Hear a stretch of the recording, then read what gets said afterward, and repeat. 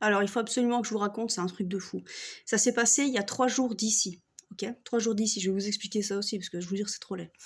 Mon vélo, Ducon, celui que vous connaissez et que malheureusement je connais aussi, hein, putain, Ducon quoi. Donc mon vélo Ducon, je suis allée, en ville, on va rester vague encore une fois.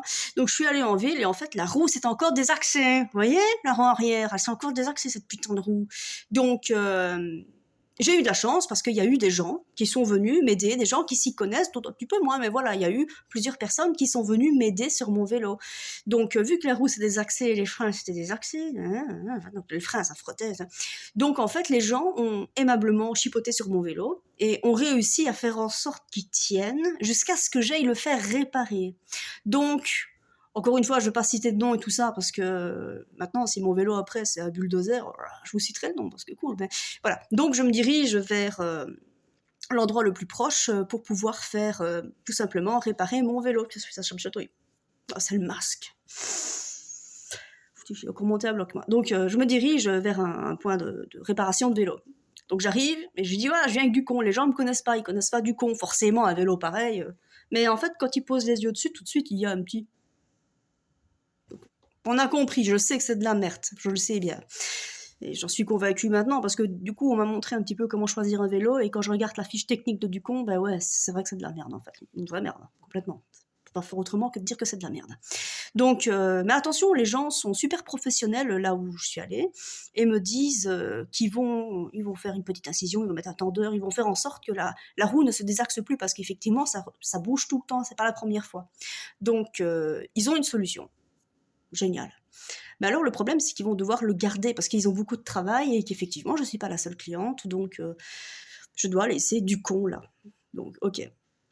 Alors, je me dis à ce moment-là, qu'est-ce que je fais? Il est 17h. Soit, je retourne en bus, sachant que, putain, et là, ça commence, je vous jure, c'est un truc de fou. Hein. Je pétais un plomb, moi, ce jour-là. Et quand je dis péter un plomb, c'est péter un ouf. Hein. Donc, sachant qu'on ne peut plus prendre le bus, monter, dire bonjour monsieur, je voudrais bien un ticket. Non, maintenant, c'est pas comme ça que ça fonctionne. Maintenant, tu dois pouvoir trouver un point de vente où tu dois pouvoir acheter un ticket au préalable pour pouvoir ensuite aller chercher ton bus.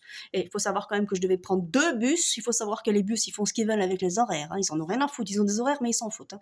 Donc, je me dis, j'ai 1 heure pour rentrer chez moi. Pourquoi? Parce que j'ai des poules. Hein? Faut pas l'oublier, ça c'est le détail le plus important de ma vie. J'ai des poules, donc je dois rentrer avant qu'il fasse noir. Pourquoi? Parce que sinon le renard il va venir me bouffer mes poules. Hein? Il y a plein de renards ici, c'est un truc de ouf. Donc je me dis putain non, si je fais ça en bus, je serai jamais chez moi dans les temps. Jamais. Donc je me dis je vais rentrer à pied. Et je vais, voilà, à pied, à mon avis, en 1 heure, ça peut le faire quand même. Donc, j'y vais, hein, bon, pas tout le bazar, et là, je me dis, en vélo, quand on roule à vélo, on s'habille chaudement, avec que j'aille ma doudoune, ma veste, je marche déjà 10 minutes, je suis déjà en train de crever de chaud, je vous raconte pas l'enfer. Hein. Alors j'avais pris mon casque et tout avec moi, je sais pas pourquoi j'ai pris mon casque en fait, je sais pas, j'en sais rien. Je trace, ok?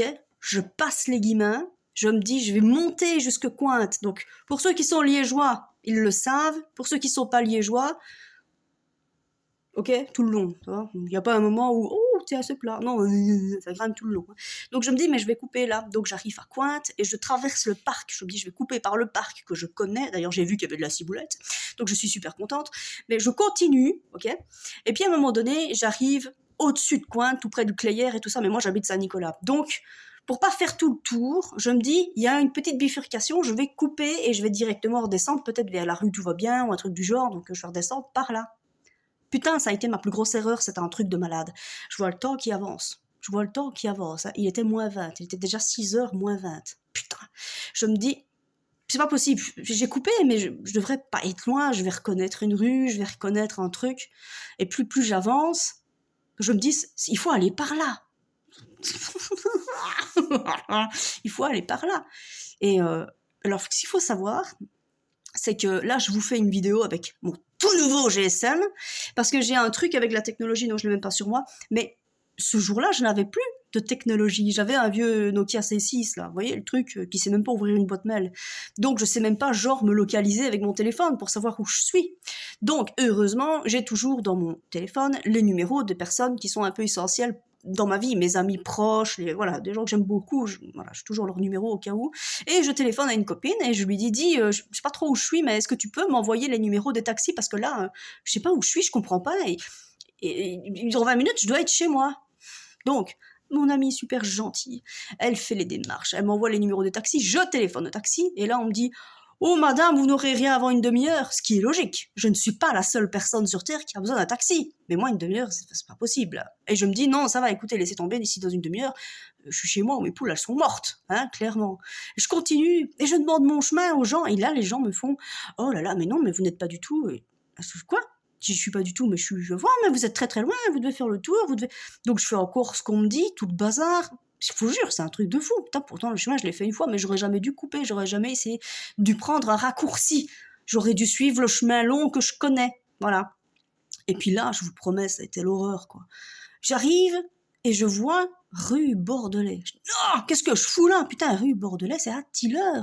Ah, j'habite Saint-Nicolas. Parce que oui, la rue Bordelais, elle est extrêmement longue. Et je sais pas par où je dois reprendre pour... Oh, putain! Et il était 6h moins 10. J'étais rouge. Et entre-temps, je me suis fait piquer. Voilà, c'est ça. Pour ça, hein. Je me suis fait piquer par une bestiole. Forcément, en traversant le parc de Cointe, il y avait un moustique. Donc, il m'a piqué. Qu'est-ce que j'ai fait? J'ai gratté. Voilà, c'est sexy, je vous raconte pas. Voilà, et en plus, je me suis poignardée toute seule avec un couteau. Enfin, bon, la routine. Donc, et je suis en train de péter un ouf. Je vous jure, je vois le soleil qui se couche. J'étais là, et je téléphone encore à quelqu'un qui habite sur Tiller, et la personne n'était pas chez elle. Et je suis au téléphone, et je suis en train de devenir cinglée. Je dis, mais putain, j'en ai marre, je sais même pas où je suis paumée. J'avais l'impression d'être devant un truc où on faisait de l'élevage de chiens, mais probablement pas que c'était ça. Enfin, j'arrivais pas à me situer, et là, je vous jure, je tombe sur un ange tombé du ciel. Des gens comme ça, je vous jure, ce sont des anges qui tombent du ciel. La dame qui passe, elle m'entend que je suis en train de péter un ouf au téléphone, donc elle pourrait se dire « Ah, une malade mentale !» Mais elle écoute ce que je dis. Et quand je vois qu'elle écoute, je lui dis « Excusez-moi, madame !» Peut-être qu'elle connaît un chemin, un raccourci. La dame, elle sortait juste son chien, en fait. Donc elle promenait son chien. Et je lui explique la situation. Et en fait, à ce moment-là, il y a le mari de la dame qui vient, il rentre du travail, certainement, je ne sais pas. Et la dame, comprenant que je ne suis pas du tout près de chez moi, enfin si, concrètement je suis tout près, mais pas à pied. À pied, j'en ai encore pour un fameux moment. Hein. Elle interpelle son mari, elle dit « Dis chérie, prends un peu le chien, je vais ramener madame chez elle, parce qu'elle a des poules, et le soleil se couche. » Et vous vous rendez pas compte, mais moi j'avais envie de pleurer, quoi. J'avais envie de... Parce que moi je m'en fous, ok, je peux marcher pendant 5-6 heures sous la pluie, la neige, je m'en fous. Je peux marcher des heures, moi c'est pas un souci. Mais je peux pas rentrer quand je veux, j'ai des poules maintenant. Il faut vraiment que je les rentre avant qu'il fasse noir, parce que sinon je vais me les faire becter mes poules. Et je vous jure, ici, les renards, il y a que ça. Hein. D'ailleurs, le renard, on se regarde lui et moi, il me met au défi parfois. Donc si un jour je sais que je suis pas à l'heure, il le saura. Il est nabias, hein. Donc, cette dame, mais un ange tombé du ciel, elle me dit, je n'ai pas l'habitude de faire ça, je ne prends jamais les gens comme ça que je ne connais pas, mais vous aviez une bonne tête. Hein. Alors ça, vous savez ce que c'est d'avoir une bonne tête? C'est quand on a un visage rond comme le mien. Voilà, ça c'est un truc, c'est en psychologie, c'est un peu élémentaire en fait. Quand tu as un visage rond en forme de boule, voilà, tu inspires plus confiance que quand tu as un visage plus allongé en forme d'allumette. Voilà, ça a tendance à moins inspirer. C'est un truc, voilà, si j'ai mon visage rond avec mes joues bien... Ça inspire le côté gentil fille. C'est pour ça que quand je suis en ville, c'est toujours à moi qu'on vient de gratter une pièce ou un truc du genre, parce que j'ai l'air gentil, voilà. Donc, en fait, la dame m'embarque dans sa bagnole. Donc, je lui ai dit où j'habite. Elle connaît, moi, punaise. Et ben, je suis rentrée chez moi. Je vous jure, c'était l'extrême limite. La nuit était là, elle tombait. Et le pire, hein, c'est qu'encore mon coq, il est rentré le premier, donc il n'a pas voulu laisser rentrer les poules. Donc j'arrive, Robin, laisse rentrer les filles, voilà.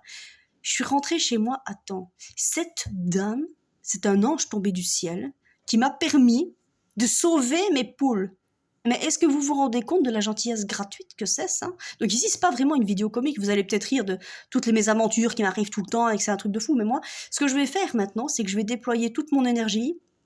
Quand j'aurai récupéré mon connard de vélo, je vais déployer toute mon énergie, je vais retrouver cette femme. Il faut absolument que je lui amène des œufs pour la remercier. Est-ce que c'est de la gentillesse pure et simple. Elle a vu ma détresse, et c'est pas la mienne de détresse concrètement, c'est celle de mes poules. Et étant parfaitement consciente que dans nos quartiers on a beaucoup de renards, elle a compris effectivement que j'étais très embêtée pour mes poules, et elle a décidé, alors que j'aurais pu être une psychopathe, et je vous garantis, moi j'avais pas encore ça sur la tronche, mais je vous garantis que j'étais rouge comme une pivoine, j'étais vénère, hein, qu'en plus j'avais un peu ramassé la pluie, donc j'étais un peu là avec mes cheveux mouillés, un petit peu. Donc quand même, ça aurait pu foutre la trouille. Moi, si je m'étais vue dans le miroir, j'aurais peut-être eu peur un petit peu quand même, quoi, hein. Mais voilà, elle est venue à mon secours. Et grâce à cette femme-là, j'ai pu rentrer mes poules avant qu'elles se fassent becqueter par le renard. Franchement, je vous jure, il fallait que je vous le raconte. Parce que maintenant, je vais retrouver cette dame. Alors, si madame, si vous voyez cette vidéo, c'est pour vous. C'est pour vous. Je vais vous retrouver et je vais venir vous apporter des œufs. Je vous jure, ça me fait trop plaisir. J'ai trop envie de vous faire plaisir. Vous m'avez aidé ce jour-là. Vous êtes un ange tombé du ciel. Et ça, je vous jure, je promets de ne pas l'oublier.